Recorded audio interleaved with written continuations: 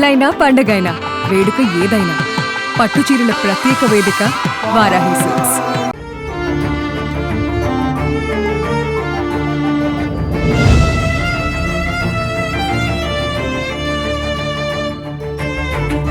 Welcome to Suman TV.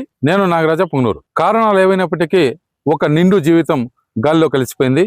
ఎక్కడంటే పుంగనూరు నియోజకవర్గం చౌడేపల్లి మండలం పరిగిదన పంచాయతీ ఎగువ మల్లెలవారిపల్లికి చెందినటువంటి 29 సంవత్సరాల వెంకటేష్ ఆ యొక్క కుటుంబ బాధ్యతలు వహిస్తూ ఈ క్రమంలో ఆదివారం గ్రామస్తులందరూ కలిసి క్రికెట్ ఆడాలని ఆరు బయటకు వెళ్లారు.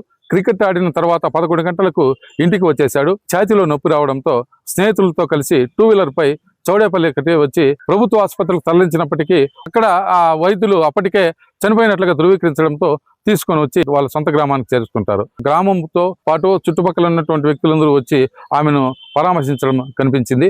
గ్రామం ఒక్కసారిగా విషాద ఛాయలు అలుముకున్నాయి. అన్ని పోగొట్టుకున్నటువంటి సుమిత్రకు ప్రభుత్వంలో ఒక జాబు ఇవ్వాలని, అదేవిధంగా ఆమెను ఆదుకోవాలని గ్రామస్తులు కోరుతున్నారు. వారి మాటల్లోనే విందాం పదండి.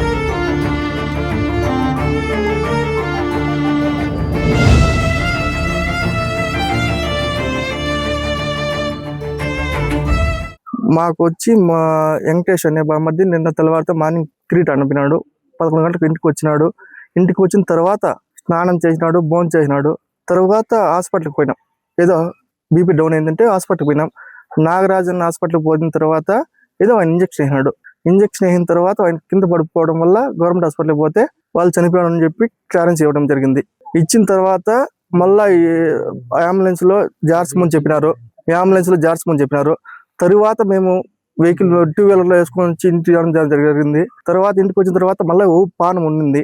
మళ్ళా చౌడేపల్లికి పోయి మళ్ళీ మదనపల్లి రెడ్డి భాష హాస్పిటల్కి పోయి ఆడికి పోతే అప్పుడు ప్రాణం పోయింది. గవర్నమెంట్ హాస్పిటల్లో పట్టించుకోవడం లేదు. దీనికి ప్రభుత్వం ఏదైనా ఆదుకొని, వాళ్ళ అమ్మ చనిపోయింది, వాళ్ళ నాయన చనిపోయినాడు, ప్లస్ ఏమంటే వాళ్ళ అక్క చనిపోయింది. చాలా ఇబ్బందులు పడిపోయినాడు. 29 ఇయర్స్. తర్వాత వారి భార్యకి ఎవరు ఆదుకునే వాళ్ళు ఎవరు లేరు. ఆ పాప ఒకటే ఉంది. దయచేసి ప్రభుత్వం ఏదైనా ఆదుకొని ఆ పాపకి ఏదైనా సాయం చేయాలని కోరుకుంటున్నాను. అతను గతంలో ఏం పని చేసేవాడు? అపోలోలో పని చేస్తున్నాడు. రీసెంట్ గా రిజైన్ చేసినాడు. కూలి పని చేసుకుంటున్నాడు. 3 సంవత్సరాలు అయింది. రీసెంట్ గా వాళ్ళ బిడ్డ కూడా ఒక పాప చనిపోయింది, ఆడబిడ్డ. ఆ తర్వాత ఇప్పుడు ఆ పాప ప్రెగ్నెంట్.